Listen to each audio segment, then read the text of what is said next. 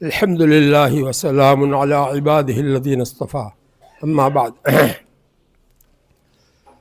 فأعوذ بالله من الشيطان الرجيم بسم الله الرحمن الرحيم إن ناشئة الليل هي أشد وطئا وأقوم قيلا وقال تعالى تتجافى جنوبهم عن المضاجع يدعون ربهم خوفا وطمعا ومما رزقناهم ينفقون فلا تعلم نفس ما أخفي لهم من قرة أعين جزاء بما كانوا يعملون وقال رسول الله صلى الله عليه وسلم أفضل الصلاة بعد الصلاة المكتوبة الصلاة في جوف الليل رواه مسلم وقال رسول الله صلى الله عليه وسلم عليكم بقيام الليل فإنه دأب الصالحين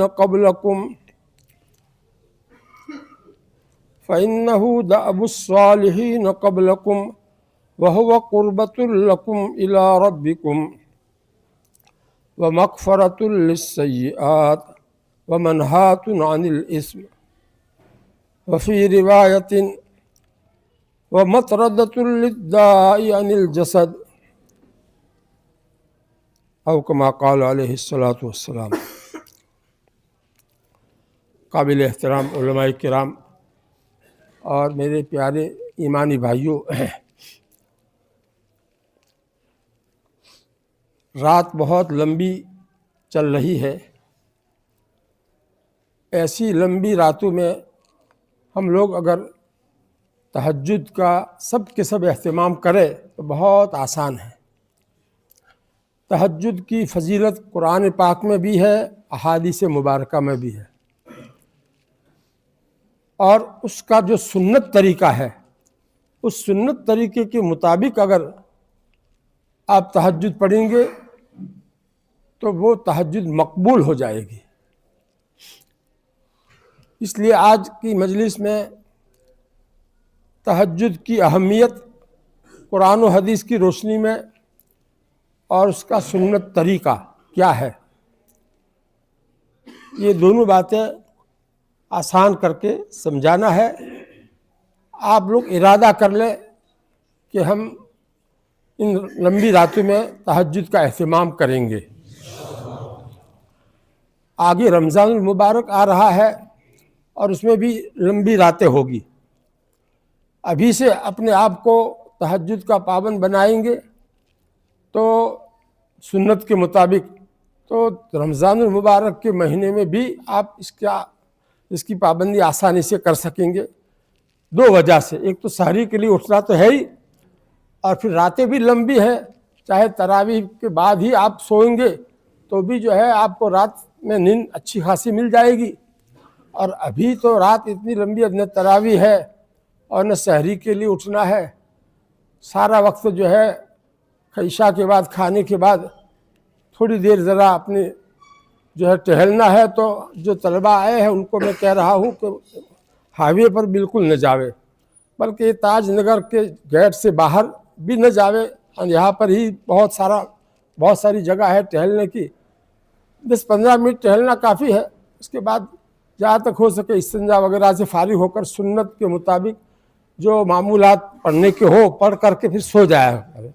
جتنا جلدی سوئیں گے تو صبح میں جلدی اٹھنا آسان ہو جائے گا۔ ہم لوگ بہت کمزور ہیں، اگر رات کو پوری نیند نہیں ملی، دیر سے سوئے تو صبح میں اٹھنا مشکل ہوتا ہے، زبردستی اٹھنا پڑتا ہے آنکھیں گول گول کر کے، تو یہ بہت زیادہ بھاری معلوم ہوتا ہے۔ اس لیے اللہ رب العزت نے ایک ہمیں موقع دیا ہے لمبی راتیں بنا کر کے، کہ اس میں اگر جلدی ہم سونے کا اہتمام کریں گے تو رات میں ہی 7 گھنٹے کی نیند آپ کو جو ہے مل سکتی ہے۔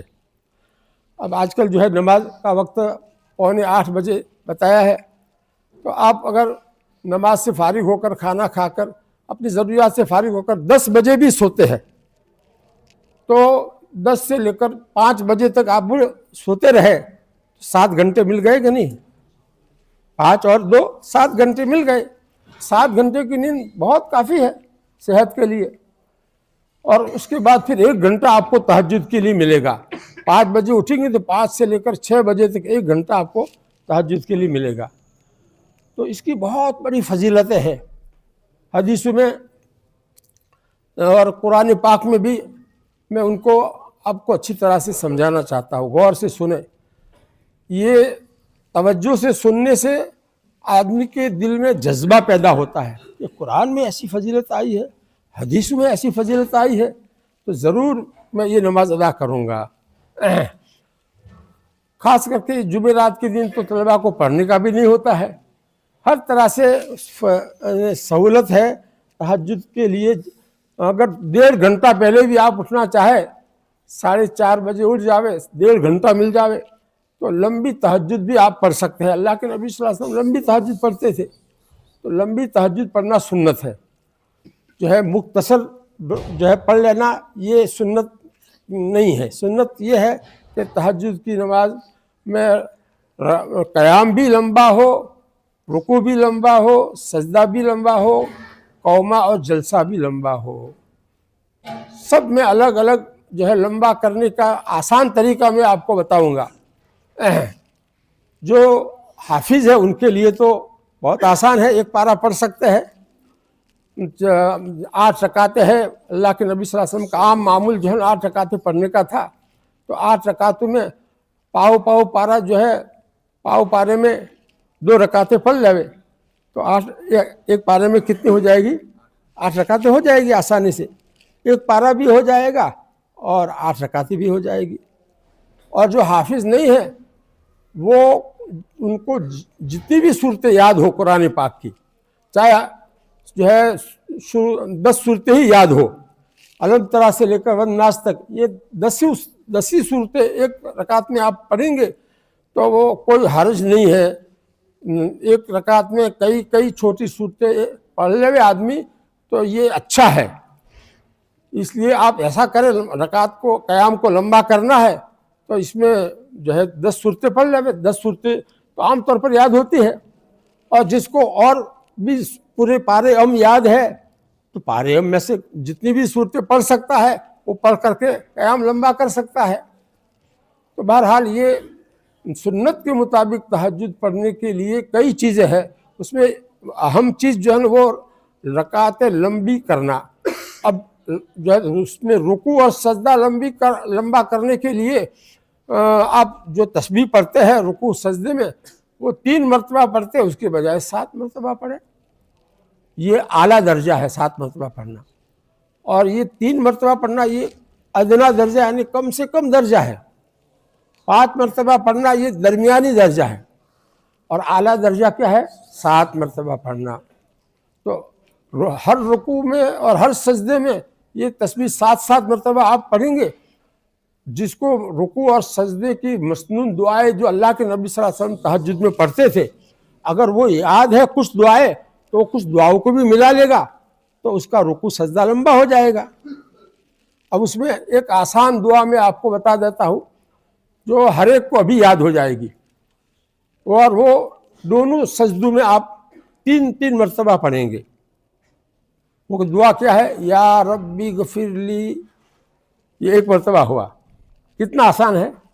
یا ربی غفر لی 2 مرتبہ ہو گیا، یا ربی غفر لی، اے میرے رب مجھے معاف کر دیجئے، اے میرے رب مجھے معاف کر دیجئے، اے میرے رب مجھے معاف کر دیجئے۔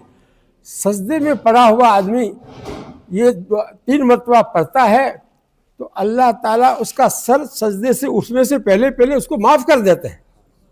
کتنی بڑی فضیلت ہے۔ اتنے حسین میں یہ دعا لکھی ہے سجدے کی، اور اس کی یہ فضیلت بھی بتائی ہے۔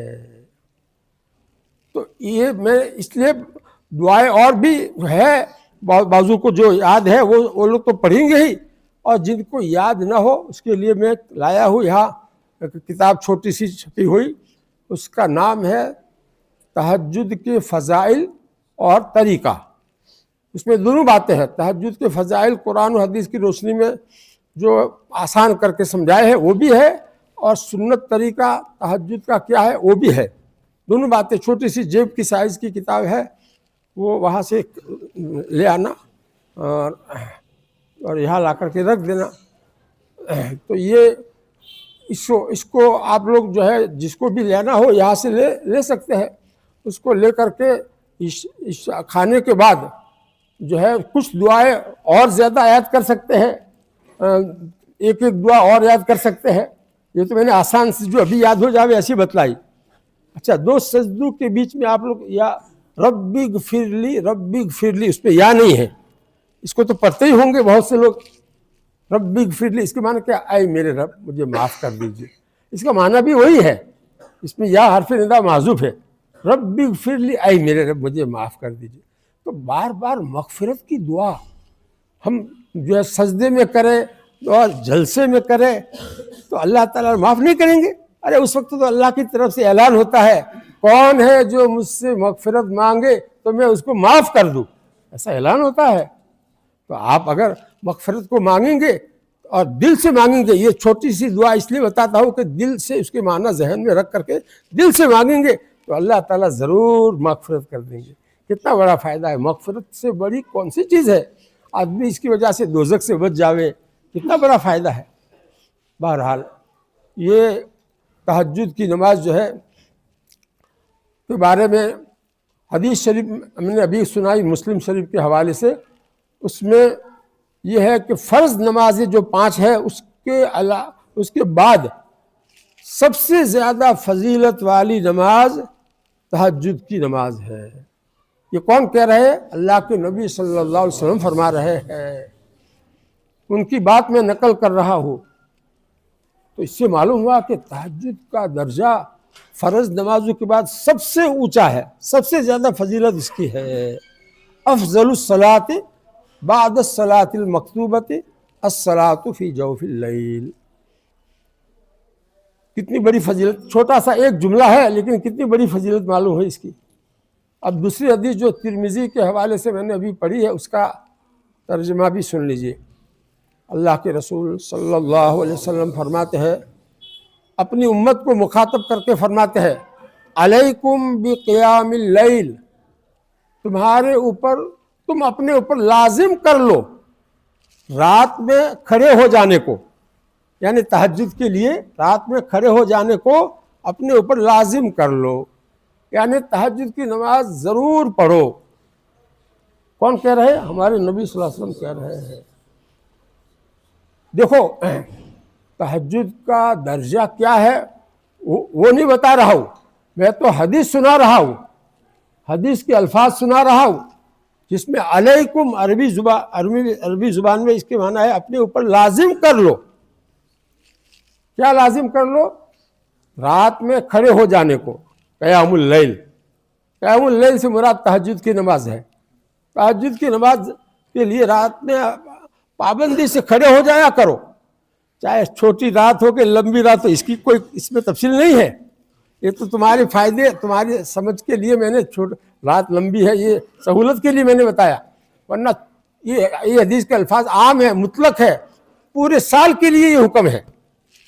چھوٹی راتیں اس کے لیے بھی یہ حدیث اس پہ صادق آئے گی کہ نہیں؟ علیکم بقیام اللیل مطلق ہے، پورے سال بھر کے لیے حکم دیا ہے اللہ کے نبی صلی اللہ علیہ وسلم نے۔ اور پھر اس کے 4 فائدے اس حدیث میں جو ترمذی شریف میں حدیث ہے اس میں 4 فائدے بتائے۔ پہلا فائدہ کیا بتایا؟ فَإِنَّهُ دَأْبُ الصَّالِحِينَ قَبْلَكُمْ، اس لیے کہ یہ تہجد کو پابندی سے پڑھنا تم سے پہلے جو اللہ کے نیک بندے یعنی انبیاء کرام جو گزرے ہیں ان کا طریقہ رہا ہے۔ انبیاء کرام 1,24,000 انبیاء کرام دنیا میں آئے، ان سب کا یہ طریقہ رہا ہے۔ صالحین کا لفظ ہے قرآن پاک میں، انبیاء کے لیے صالحین کا لفظ استعمال ہوا ہے۔ لہذا اتنا مبارک طریقہ جس کو تمام نبیوں نے پابندی سے ادا کیا ہو، تم بھی ادا کرو، تم بھی صالحین کے زمرے میں آ جاؤ گے، تم بھی اللہ کے نیک بندوں میں شامل ہو جاؤ گے۔ اور تہجد التحیات پہ پوری دنیا کے مسلمان جو السلام علینا وعلی عباد اللہ الصالحین پڑھتے ہیں تو اس میں سلامتی کی دعا سب پوری دنیا کے مسلمانوں کی طرف سے آپ کو مل جائے گی کہ اللہ کے نیک بندو پر بھی سلامتی ہو، ہے کہ نہیں؟ وعلی عباد اللہ الصالحین، اس میں صالحین کا لفظ ہے، تو ہم صالح کے زمرے میں ہم پہلے پہنچ جاوے، اس کے لیے کیا ہے؟ تہجد کی نماز ہے، پابندی سے پڑھنا۔ ہاں، علیکم کا لفظ مت چھوڑو، اس کو سب کے ساتھ میں لگانا ہے۔ علیکم بقیام اللیل فإنہ کی ضمیر کا مرجع وہ علیکم ہے، پابندی سے پڑھنا جو ہے نا وہ صالحین کا طریقہ تھا۔ فإنہ دأب الصالحین قبلکم وَهُوَ قُرْبَةٌ لَكُمْ إِلَىٰ رَبِّكُمْ۔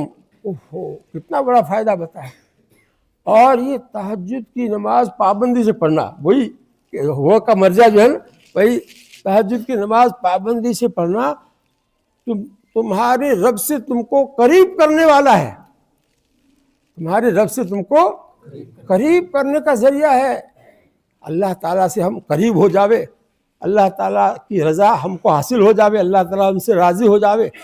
جسمانی قربت تو مراد ہے نہیں بلکہ رضا مراد ہے، رضا الہی حاصل ہو جاوے، کتنا بڑا فائدہ ہے۔ ارے اللہ تعالیٰ راضی ہو گئے تو سب کچھ ہمارا ہے، دونوں جہاں ہمارے ہے۔ تیسرا فائدہ بتایا وَمَغْفِرَةٌ لِلسَّیِّئَاتِ، تم سے پہلے جو گناہ ہوئے ہیں ان گناہوں کو معاف کرنے کا ذریعہ بھی ہے۔ یعنی تہجد کی نماز جیسے توبہ سے گناہ معاف ہوتے ہیں، اسی طرح تہجد کی نماز میں آدمی میٹھی نیند چھوڑ کر کے، گرم بستر چھوڑ کر کے جو ہے ٹھنڈے پانی سے وضو کر کے اللہ کے سامنے کھڑا ہوتا ہے تو اس کے دل میں اللہ تعالیٰ سے کچھ محبت ہوگی تبھی تو کھڑا ہوگا۔ تو ایسا آدمی کے گناہ بھی اللہ تعالیٰ معاف کر دیتے ہیں۔ وَمَغْفِرَةٌ لِلسَّیِّئَاتِ، گناہ بھی معاف ہو گئے، اللہ تعالیٰ کا قربہ حاصل ہو گیا اور صالحین کے زمرے میں شامل ہو گئے۔ آگے چوتھا فائدہ وَمَنْہَاتٌ عَنِ الْإِثْمِ، اور گناہوں سے روکنے والی چیز ہے یہ۔ تہجد کی نماز جو پابندی سے پڑھے گا وہ دن میں گناہ نہیں کرے گا، وہ تہجد کی نماز کی وجہ سے اس کے اندر اللہ کا ایسا تعلق پیدا ہو جائے گا کہ وہ گناہوں سے بچنا اس کے لیے آسان ہو جائے گا۔ گناہوں سے بچاؤ کا ذریعہ بھی ہے، آئندہ گناہوں سے بچنا آسان ہو جائے گا اس کی وجہ سے۔ وَمَنْہَاتٌ عَنِ الْإِثْمِ، اور ایک روایت میں ایک پانچواں فائدہ یہ بتایا ہے وَمَطْرَدَةٌ لِلدَّاءِ عَنِ الْجَسَدِ، کہ جسم سے بیماری کو بھی دور کرنے کا ذریعہ ہے۔ تہجد کی نماز جو آدمی پابندی سے پڑھتے ہیں ان کو اللہ تعالیٰ تندرستی بھی اچھی دیتے ہیں۔ آپ دیکھ لو اللہ والوں کو، تہجد کی نماز پابندی سے پڑھتے ہیں تو اللہ تعالیٰ ان کو لمبی عمر میں بھی کیسی اچھی صحت دیتے ہیں۔ بہرحال یہ فائدے، جسمانی فائدہ بھی اس میں ہے اور آخرت کا فائدہ بھی ہے۔ اللہ تعالیٰ ہمیں اس کی قدر کرنے کی توفیق نصیب فرمائے۔ ایک اور حدیث سنا دوں، حدیث قدسی ہے، عام حدیثوں سے اس کا درجہ زیادہ ہوتا ہے حدیث قدسی کا۔ اللہ تعالیٰ فرماتے ہیں، ہمارے نبی صلی اللہ علیہ وسلم یہ فرماتے ہیں، ابھی یہ لاؤ دو اس میں سے ایک عدد لاؤ، ایک عدد۔ یہ ہے کتاب تہجد کے فضائل اور طریقہ، اس کے اندر سے وہ حدیث آپ کو سناتا ہوں، تیسری حدیث۔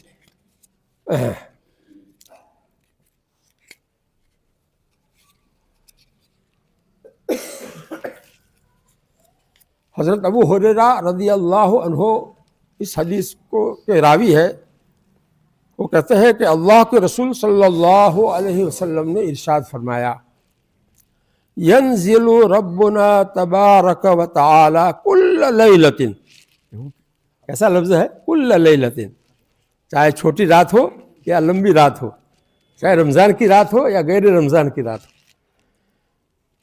ہمارا رب تبارک و تعالی، ہمارا رب تبارک و تعالی، یہ تبارک و تعالی اس حدیث میں آیا ہے، ہمارا رب تبارک و تعالی ہر رات میں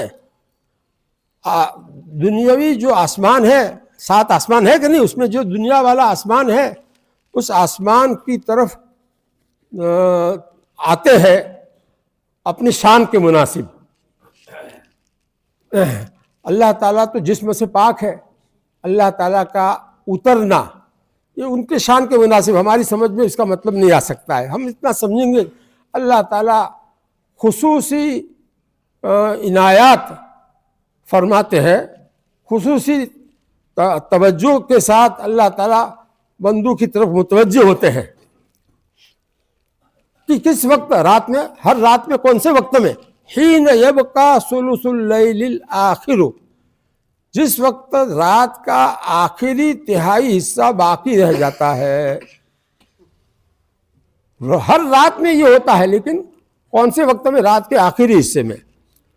کون سا آخری حصہ؟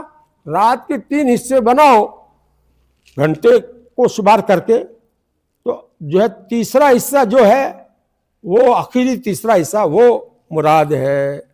اب آج کل رات دیکھو تقریباً کتنے گھنٹے کی ہے؟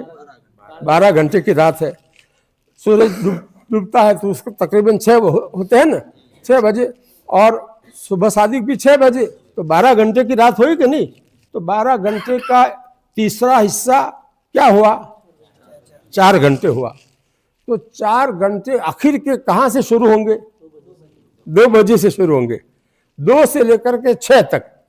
یہ آخری تیسرا حصہ رات کا جو ہوا، اس میں ہر رات میں، چاہے یہ رات ہو یا پورے سال بھر کی جو بھی رات ہو، اس میں آخری تیسرا حصہ جتنا بھی بنتا ہو، چاہے 4 گھنٹے بنتا ہو یا 3.5 گھنٹے بنتا ہو، جتنا بھی بنتا ہو، اس میں اللہ تعالیٰ پہلے آسمان پر اپنے شان کے مطابق اتر کر کے فرماتے ہیں، اعلان فرماتے ہیں. کیا اعلان فرماتے ہیں؟ مَن يَدْعُونِي فَأَسْتَجِيبَ لَهُ، کون ہے جو مجھے پکارے تو میں اس کی پکار پر لبیک کہوں، میں اس کی پکار کو قبول کر لوں. اللہ تعالیٰ خود ایسا اعلان کرتے ہیں، کوئی ہے مجھے پکارنے والا کہ میں اس کی پکار پر لبیک کہوں. مَن يَسْأَلُنِي فَأُعْطِيَهُ، کون ہے جو مجھ سے مانگے؟ کیا مانگے؟ اس کو جو مانگنا ہو مانگے. دنیا کی حاجت، آخرت کی حاجت، اپنے لیے، اپنے بال بچوں کے لیے، اپنے دوستوں کے لیے، جو بھی مانگے گا فَأُعْطِيَهُ، پھر میں اس کو دوں گا. مانگنے والا ہونا چاہیے اس وقت. اب سوتے رہے آدمی اس وقت تو مانگنے والے کیسے ہوئے؟ اس لیے ہمارے حضرت تو فرماتا ہے عورتوں کو کہ وہ بچے جو ہے ان کو پریشان کرتے ہیں، اس کے لیے آخری رات میں بیچاری کو جاگنا پڑتا ہے. تو وہ اگر نماز نہ پڑھ سکے، وضو نہ کر سکے، تو کم سے کم آنکھ تو کھلی ہوئی ہے، تو اس وقت لیٹے لیٹے بھی اللہ تعالیٰ سے کچھ مانگ لے. اس لیے کہ یہ حدیث تو یہ بتا رہی ہے، اس میں نماز کا ذکر نہیں ہے، اس میں تو اس کا ذکر ہے، کون ہے جو مجھ سے مانگے تو میں اس کو دوں. تو اس وقت ماں کیا بچہ ہے، اللہ پریشان کرتا ہے مجھے، تو یہ پریشان نہ کرے، ایسا کر دیجیے اس کو. اللہ تعالیٰ سے جو مانگنا ہو اس وقت مانگے. تو بہرحال یہ اللہ تعالیٰ کی طرف سے ایسا اعلان ہوتا ہے، شاہی اعلان ہوتا ہے، اور اس کے لیے آسمان دنیا پر اللہ تعالیٰ نزول فرماتے اپنے شان کے مناسب. ساتوں آسمان کے اوپر، بہت اوپر، بہت اوپر اللہ تعالیٰ کی شان وراء الورا ہے، ہم اس کو سمجھ بھی نہیں سکتے ہیں. اس کا اترنا کیسا، وہ جسم سے پاک ہے، ہماری طرح اس کا جسم نہیں، لیس کمثلہ شیء.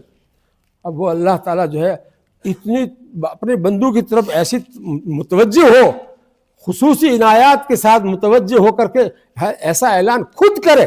فرشتے سے اعلان کراوے ایسا نہیں، خود اعلان کرے ایسا. اور پھر ہم پڑے سوتے رہے، یا سرسری طور پر جو ہے آدھا گھنٹہ پہلے اٹھ گئے، جلدی جلدی جو ہے 4 رکعت پڑھ لی. یہ جو ہے یہ طریقہ صحیح نہیں ہے. ارے 2 گھنٹے بھی اس رات میں 4 گھنٹے ہوتے ہیں تہائی رات، تو کم سے کم 2 گھنٹے تو پہلے اٹھو، یعنی 4 بجے تو اٹھو کم سے کم، تاکہ اچھی طرح سے استبراق کے ساتھ میں استنجا اچھی طرح سے کر کے، اچھی طرح وضو کر کے، اور پھر اس کے بعد جو آگے سنت آ رہی ہے تہجد کے وقت میں، وہ سب سنتوں کو ادا کرتے ہوئے آپ تہجد پڑھو. تہجد ایسے ہی صرف نماز پڑھنا ہی نہیں ہے، اس سے پہلے کیا ہے؟ اس سے پہلے سورہ آل عمران کا آخری رکوع پڑھنا ہے. اب جن کو زبانی یاد ہو زبانی پڑھ لیں گے، زبانی یاد نہ ہو تو وہ وضو کر کے مسجد میں آ کر جو ہے قرآن پاک لے کر کے اندر دیکھ کر پڑھیں گے. ایک آدھ لائٹ جو ہے باہر چالو رہتی ہے تو وہاں بیٹھ کر کے اندر دیکھ کر پڑھ لیں گے, اگر اندر لائٹ چالو کرنا مناسب نہ ہو تو. بہرحال یہ سورہ آل عمران کا آخری رکوع یہ کون سے پارے میں ہے؟ چوتھے پارے میں ہے. اور جہاں سورہ نساء شروع ہوتی ہے اس سے پہلے والا یہ رکوع ہے, اس کو پڑھنا سنت ہے. تہجد کی سنت طریقوں میں ایک سنت یہ ہے کہ پہلے اس کو پڑھو, اس کے بعد پھر 7 چیزیں ہیں 10 مرتبہ پڑھنے کی. کتنی چیزیں ہیں؟ 7 چیزیں ہیں جو 10 مرتبہ پڑھنے کی ہے. سبحان اللہ 10 مرتبہ پڑھ لو, کتنا آسان ہے. الحمدللہ 10 مرتبہ پڑھ لو, یہ انگلی اوپر گن کر کے 10 مرتبہ پڑھ لو, کتنا آسان ہے. ارے وہی تسبیح فاطمی میں 3 چیزیں ہیں کہ نہیں, وہی 3 چیزوں کو 10 مرتبہ پڑھ لو. اللہ اکبر 10 مرتبہ پڑھ لو. 3 چیزیں تو ہو گئی, 7 میں سے 3 چیزیں ہو گئی. اور اس کے بعد میں استغفر اللہ, یہ چوتھی چیز ہے. صرف استغفر اللہ اتنا ہی کتنی مرتبہ پڑھنا ہے؟ اس کا مطلب کیا ہے؟ میں اللہ تعالیٰ سے مغفرت مانگتا ہوں, میں اللہ تعالیٰ سے مغفرت مانگتا ہوں. یہ چوتھی چیز ہوئی. آسان ہے یاد رکھنا بھی. اس کے بعد میں پھر لا الہ الا اللہ, یہ بھی سب کو یاد ہے نا, آسان ہے. اس کو 10 مرتبہ پڑھنا کیا مشکل ہے؟ حدیث میں آیا یہ سب, میں اپنی طرف سے نہیں بتا رہا ہوں, مجھ کا صرف میں حدیث ہے. 7 چیزیں ہیں جو 10 مرتبہ پڑھنا سنت ہے تہجد کی نماز شروع کرنے سے پہلے. تو کتنی چیزیں ہو گئی؟ 5 چیزیں ہوئی. 3 چیزیں وہ تھی اور یہ 2 چیزیں اور ہو گئی, استغفر اللہ اور لا الہ الا اللہ. یہ تو سب کو یاد ہو گئی 5 چیزیں. اب 2 چیزیں رہ گئی. اب اس میں ایک چیز ہے سبحان اللہ و بحمدہ, یہ بھی یاد ہو گئی. سبحان اللہ و بحمدہ اتنا اس کو 7 مرتبہ پڑھنا ہے. 10 مرتبہ 10 مرتبہ پڑھنا ہے. تو سبحان اللہ و بحمدہ سب کو یاد ہے کہ نہیں؟ تو 6 چیزیں تو سب کو یاد ہے. اور اس میں جو ہے کون سی مشکل چیز ہے؟ لیکن یہ اتنی جامع چیزیں ہیں جو معنی سمجھ کر کے پڑھے گا تو اس کا دل اتنا منور ہو جاتا ہے. اس کی وجہ سے دل میں ایسی عجیب و غریب اللہ تعالیٰ سے تعلق کی کیفیت معلوم ہوتی ہے. یہ اس کو معنی کو سمجھ کر کے جو پڑھے گا اس کو. اب ایک آخری 7ویں چیز ہے, اس کو تھوڑا یاد کرنا پڑے گا. وہ زیادہ لمبی تو نہیں ہے, مختصر ہے. اللہم انی اعوذ بک من ضیق الدنیا و ضیق یوم القیامہ. اے اللہ میں آپ کی پناہ مانگتا ہوں دنیا کی تنگی سے اور قیامت کے دن کی تنگی سے. دیکھو یہ دونوں تنگیاں, قیامت کی تنگی ہو یا دنیا کی تنگی ہو, آدمی کے لیے بہت بڑی مصیبت ہے. تو اسے اللہ کی پناہ مانگنا اس وقت تہجد کے وقت میں, کتنی بہترین دعا ہمارے نبی صلی اللہ علیہ وسلم نے بتائی. اور یہ 7 یہ جو 10 مرتبہ اس کو پڑھنا ہے تو اس میں ہر ایک پورا اللہم ہر ایک کے ساتھ لگا کر کے پڑھنا ہے. ایسا نہیں کہ ایک مرتبہ اللہم کہہ دیا پھر نہیں. 10 مرتبہ یہ دعا آخر میں جو پڑھنے کی وہ کیا ہے؟ اللہم انی اعوذ بک من ضیق الدنیا و ضیق یوم القیامہ. اللہم انی اعوذ بک من ضیق الدنیا و ضیق یوم القیامہ. ضیق کے معنی تنگی, دنیا کی تنگی اور قیامت کے دن کی تنگی سے. اے اللہ میں آپ کی پناہ مانگتا ہوں. ترجمہ تو آسان ہے کہ نہیں؟ ترجمہ تو ہر ایک کو سمجھ ذہن میں آ گیا ہوگا. اب اس کو یاد کرنا ہے.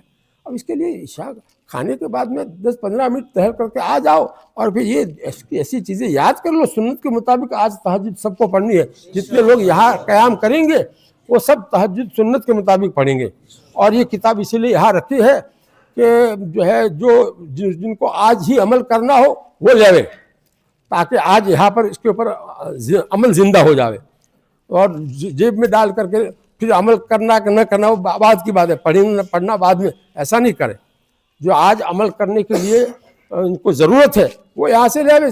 زیادہ مقدار میں نہیں لایا ہوں, اس لیے جو ہے ضرورت کے مطابق وہ لے کر اور پھر جو ہے دوسروں کو بھی فائدہ اٹھانے کے لیے دے. تو کھانے کے بعد میں ادھر ادھر وقت ضائع کرنا، باتیں کرنا، یہ تو منع ہے. عشاء کے بعد باتیں کرنا، مجلس جمانا منع ہے، گناہ ہے. اس لیے جلدی سونے کی کوشش کرو، اور کچھ ضروری جو آپ کو معمولات ہے وہ پورے کر لو، اور کوئی ضرورت جو بھی ہے وہ پوری کر لو. پوری کر کے پھر جو ہے 10 بجے، یہ تو آخری بات بتا رہا ہوں، اگر 9:45 بجے 9:30 بجے سو جاؤ گے تو اور اچھا ہے. خیر، تو سنتوں میں سے 2 سنتیں میں نے بتائی. ایک سورہ آل عمران کا آخری رکوع 1 مرتبہ پڑھنا، اور پھر یہ 7 چیزیں ہیں جن کو 10 مرتبہ پڑھنا ہے. اور ایک دعا ہے لمبی، اس کے اندر لکھی ہوئی ہے، اس کو آپ اندر دیکھ کر پڑھیں گے. زبانی یاد نہ ہو تو اندر دیکھ کر پڑھ لیں گے. اللہم لک الحمد انت قیم السماوات والارض ومن فیہن، ولک الحمد انت نور السماوات والارض ومن فیہن، ولک الحمد انت ملک السماوات والارض ومن فیہن، ولک الحمد انت الحق ووعدک الحق ولقاؤک حق وقولک حق والجنة حق والنار حق والنبیون حق ومحمد حق والساعة حق. اللہم لک اسلمت وبک آمنت وعلیک توکلت وإلیک انبت وبک خاصمت وإلیک حاکمت انت ربنا وإلیک المصیر فاغفر لی ما قدمت وما اخرت وما اسررت وما اعلنت وما انت اعلم به منی انت المقدم وانت المؤخر لا الہ الا انت ولا حول ولا قوة الا باللہ. کچھ الفاظ بخاری شریف میں کم ہے، وہ دوسری جگہ پر آئے ہیں، ان کو بھی میں ملا کر کے دونوں کو ملا کر کے پڑھتا ہوں. خیر، تو یہ لمبی دعا بہت سے کو یاد نہیں ہوگی، تو اس کے لیے کتاب میں اسی لیے لایا ہوں، اور یہ قید بھی اسی لیے لگائی کہ یہاں سے وہی لوگ اٹھاوے اس کو جو اس پر عمل آج ہی رات میں عمل کرنا چاہتے ہو. تو ماشاءاللہ یہاں طلبہ بہت زیادہ رات میں قیام کرتے ہیں، تو طلبہ کو خاص طور پر میں یہ کہتا ہوں کہ کتاب لے کر کے جو اس کو یاد کر لو، اور جو تہجد میں سنت کے مطابق یہ سب چیزوں کو ادا کرو. سنت کے مطابق پہلی 2 رکعتیں جو ہے نا وہ مختصر قرات کے ساتھ پڑھنا سنت ہے، چھوٹی چھوٹی صورتوں کے ساتھ. قیام بھی مختصر اور رکوع سجدہ بھی 3 تسبیح والا، 3 عدد. اور اس کے بعد پھر 8 رکعتیں لمبی لمبی پڑھنا سنت ہے. اب اس کے لیے وقت زیادہ چاہیے، تو یہ اللہ تعالیٰ تو 2 بجے سے اعلان کرے اور ہم لوگ 4 بجے بھی نہ اٹھے، تعجب کی بات ہے. اللہ تعالیٰ تو جو ہے پہلے آسمان پر جو ہے نزول فرما کر جو ہے 2 بجے سے اعلان شروع کر دے، اور ہم لوگ جو ہے 4 بجے بھی نہ اٹھے، تو کتنی بڑی ہمارے لیے ڈوب مرنے کی بات ہے. لہذا کم سے کم جو ہے ارادہ تو کر لو کہ 4 بجے اٹھنا ہے، اور کم سے کم 4 بجے نہ اٹھ سکو تو 4:30 بجے اٹھنا ہے. تو اس میں کیا 1.5 گھنٹے میں ایسا سب سنتیں ادا ہوتی ہے. ایسے نہیں کہہ رہا ہوں میں، لمبی رکعتیں اور اس میں رکوع سجدے کی جو دعائیں ہیں، وہ دعائیں آسان میں نے اس کے اندر چھوٹی چھوٹی دعائیں، ایسے الفاظ جو مانوس الفاظ ہیں، ایسے الفاظ کے ساتھ اس میں جمع کی ہے. اور بھی دعائیں تو ہے. اللہ کے نبی صلی اللہ علیہ وسلم کی تہجد تو 4 گھنٹے کی ہوتی تھی، اور لمبے جو ہے صورتیں پڑھتے تھے. اب ہم اتنا نہیں کر سکتے تو کچھ تھوڑی بہت ان کی نقل تو اتار دے، تھوڑی بہت نقل، تو اللہ تعالیٰ اس تھوڑی بہت نقل کو بھی قبول کر کے ہم کو بخش دیں گے. قیامت کے میدان میں جب اولین و آخرین جمع ہوں گے. ایک حدیث سناتا ہوں اور تہجد کی فضیلت میں. تو سارے اولین و آخرین جمع ہوں گے، ابھی حساب کتاب شروع نہیں ہوا ہوگا، تو اللہ تعالیٰ کی طرف سے ایک فرشتہ اعلان کرے گا کہ وہ لوگ اس مجمع میں سے کھڑے ہو جاوے جو تہجد کی پابند تھے، جن کی صفت تتجافا جنوبہم عن المضاجع یدعون ربہم خوفا وطمعا.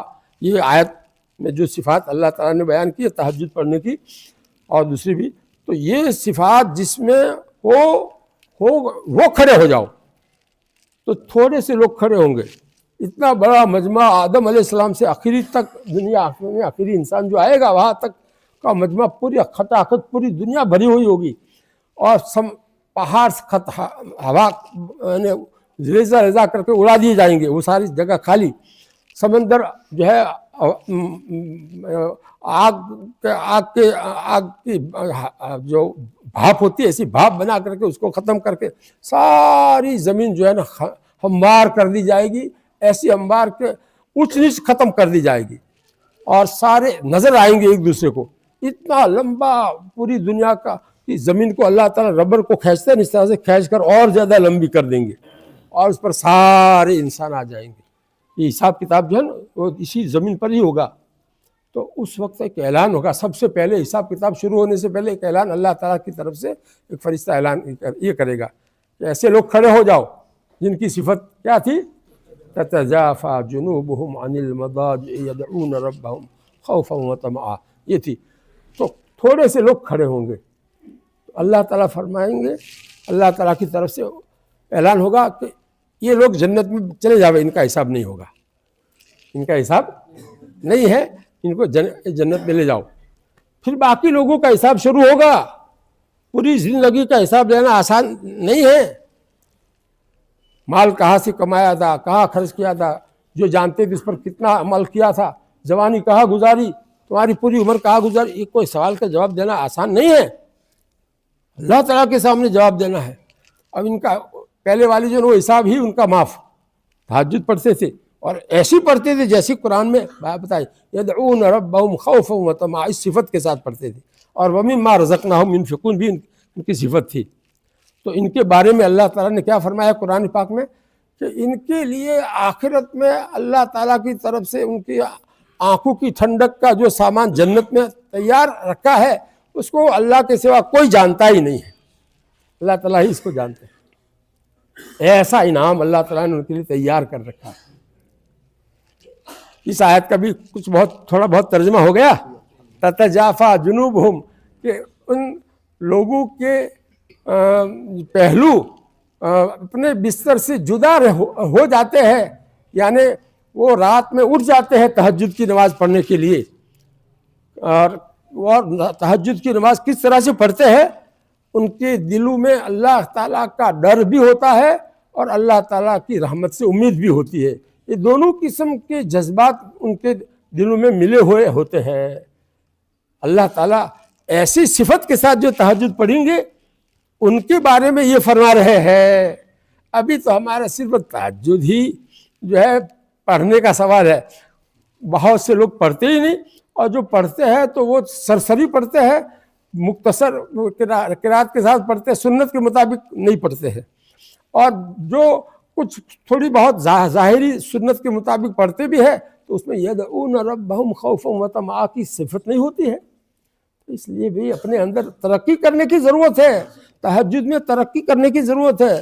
تہجد کیسی ہونی چاہیے؟ جیسی قرآن میں اللہ تعالیٰ نے جیسی صفت بتائی ایسی صفت کے ساتھ اپنے اندر پیدا کرنے کے لیے پابندی سے پورے سال آپ تہجد پڑھو گے تو اس میں آہستہ آہستہ ترقی ہوگی. وہ صفات تمہارے اندر پیدا ہوں گی جو قرآن میں اللہ تعالیٰ نے تہجد پڑھنے والوں کے بیان کیے، اور ان کے لیے فضیلت ہے. فلا تعلم نفس ما اخفی لهم من قرۃ اعین جزاء بما كانوا يعملون. اللہ تعالیٰ ہم سب کو ایسی تہجد پڑھنے والا بنا دے. اور اس کے لیے جو ہے ابھی یعنی عشاء کے بعد کھانا کھانے کے بعد یہ فکر ہونی چاہیے کہ میں جلدی سو جاؤں. آدمی کے دماغ پر یہ سوار ہو کہ میں اپنی ضروریات سے فارغ ہو کر جتنا ہو سکے جلدی سو جاؤں تاکہ میری نیند ایسی پوری ہو جاوے کہ میں صبح میں جلدی سے جلدی اٹھ سکوں اور نشاط کے ساتھ اٹھ سکوں، اور پھر مجھے نیند نہ آوے کہ 2 گھنٹہ مجھے جاگنا پڑے، فجر کی نماز تک جو ہے جاگنا پڑے تو مجھے نیند نہ آوے. اس کی فکر پہلے سے ہونی چاہیے. تو آدمی جو ہے کچھ کرے گا، اور غافل آدمی کیا کرے گا؟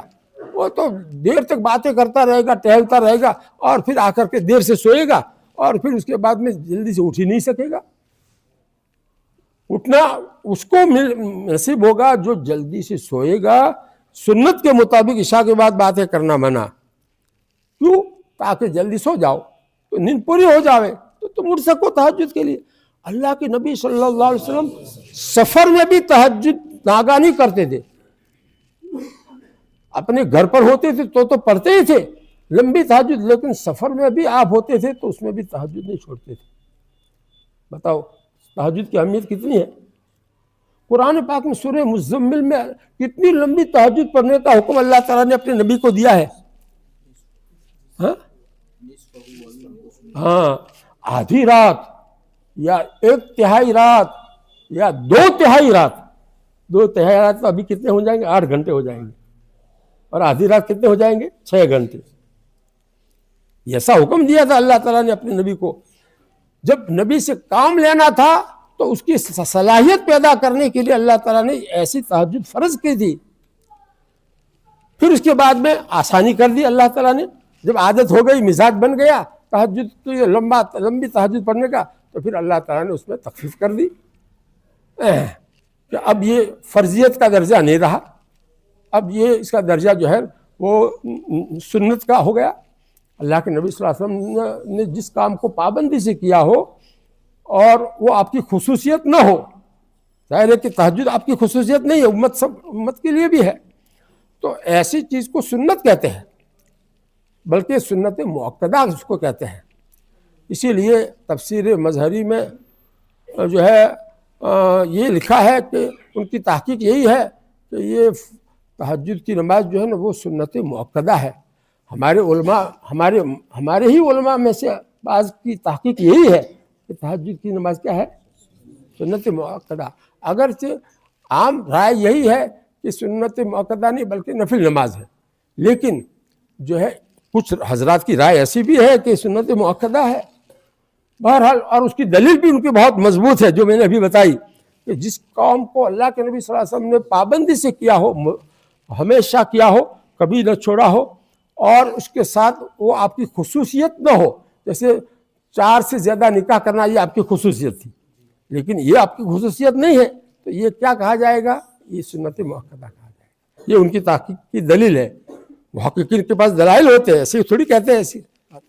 خیر، تو یہ حدیث جو میں سنا رہا تھا وہ شاید پوری ہوئی یا نہیں ہوئی. ہاں وقت قریب الختم ہے، اور وہ حدیث جو سنانا شروع کیا تھا آخری جملہ باقی. ہاں آخری جملہ باقی ہے. اللہ تعالیٰ 3 اعلان فرماتے ہیں. 2 اعلان میں نے بتائے تھے، تیسرا اعلان من یستغفرنی فاغفر لہ، کون ہے جو مجھ سے مغفرت مانگے تو میں اس کو معاف کر دوں. یہ حدیث جو ہے نا حدیث قدسی بخاری شریف میں بھی ہے، مسلم شریف میں بھی. حدیث کی جو بہت زیادہ صحت کے اعتبار سے اعلیٰ درجے کی 2 کتابیں ہیں، بخاری اور مسلم، ان دونوں میں یہ حدیث ہے، حدیث قدسی. خیر، اب جو ہے وقت پورا ہونے والا ہے، اس سے یہ کچھ تھوڑی سی باتیں اس میں سے آپ کو سناتا ہوں. رکوع کی جو مسنون دعائیں اس کے اندر جو لکھی ہے، 3 دعائیں اور ہے، اس میں تو 2 ہی لکھی ہے. ہاں 3 ہے، تینوں 3 ہے. رکوع میں سبحان اللہ و بحمدہ، یہ جو ہے 3 مرتبہ پڑھنے کا ہے. رکوع کی تسبیح جو ہے نا وہ 7 مرتبہ پڑھنے کے بعد سبحان اللہ و بحمدہ، آسان ہے. رکوع میں بھی 3 مرتبہ ہے اور سجدے کے اندر بھی 3 مرتبہ ہے. کیا ہے؟ سبحان اللہ و بحمدہ، سبحان اللہ و بحمدہ، سبحان اللہ و بحمدہ. اور ایک دعا رکوع کے اندر یہ ہے سبوح قدوس رب الملائکۃ والروح. یہ دعا رکوع میں بھی ہے اور سجدے میں بھی ہے، اور یہ 1 مرتبہ ہے. سبوح قدوس رب الملائکۃ والروح. اور ایک دعا ایسی ہے جو رکوع اور سجدے دونوں میں ہے، وہ کیا ہے؟ سبحانک اللہم ربنا و بحمدک اللہم اغفر لی. سبحانک اللہم اتنا تو سب کو یاد ہے، سبحانک اللہم، پھر کیا ہے؟ ربنا، یہ بھی آسان ہے، سبحانک اللہم ربنا و بحمدک. یہ تو سبحانک اللہم جو ہے اس کے ساتھ میں لگا ہوا ہے، و بحمدک وہی ہے، بیچ میں صرف ربنا آ گیا. سبحانک اللہم ربنا و بحمدک اللہم اغفر لی، ہو گئی پوری. اللہم اغفر لی. ابھی آسان ہے کہ نہیں؟ آسان دعائیں میں نے اس میں نقل کی ہے. آپ لوگ ایسا کریں، جو یہاں رہے، زیادہ لوگوں کو یہاں قیام کرنا چاہیے. دیکھو خانقاہ کا مقصد پورا کب ہوتا ہے؟ جب یہاں رہ کر تہجد سنت کے مطابق پڑھو گے اور فجر سے پہلے اجتماعی ذکر میں شرکت کرو گے تب جا کر خانقاہ کا مقصد پورا ہوگا۔ یہ صرف بیان سن لیا اور پھر چلے گئے تو اس سے پورا مقصد خانقاہ کا پورا مقصد نہیں ہوگا، حاصل نہیں ہوگا۔ اس لیے کوئی شدید عذر ہے تو بات الگ ہے، کسی کو مجبوری ہے بات الگ ہے، لیکن جو رک سکتے ہو ان کو تو رکنا چاہیے اور یہ پورا فائدہ اٹھانا چاہیے۔ اجتماعی ذکر میں کیسا نور ہوتا ہے، کیسا فائدہ حاصل ہوتا ہے، وہ جو شامل ہوتے ہیں ان کو پتہ ہے، آپ لوگ شامل ہوں گے تو پتہ چلے گا نا۔ بہرحال اس طرح سے اس میں سجدے کی دعائیں بھی ہے، اور اسی طرح سے جو ہے اللہم انی ظلمت کے بعد بھی ایک دعا، بہت عمدہ دعا، مختصر دعا، اس میں یہ آپ لوگ اس کتاب میں سے یاد کر کے یا اس کو نماز آج ہی اس سنت کے مطابق تہجد پڑھو گے انشاءاللہ۔ اب وقت اذان کا ہو رہا ہے، جو اعلان کرنا ہو اعلان پھر کر دیجیے۔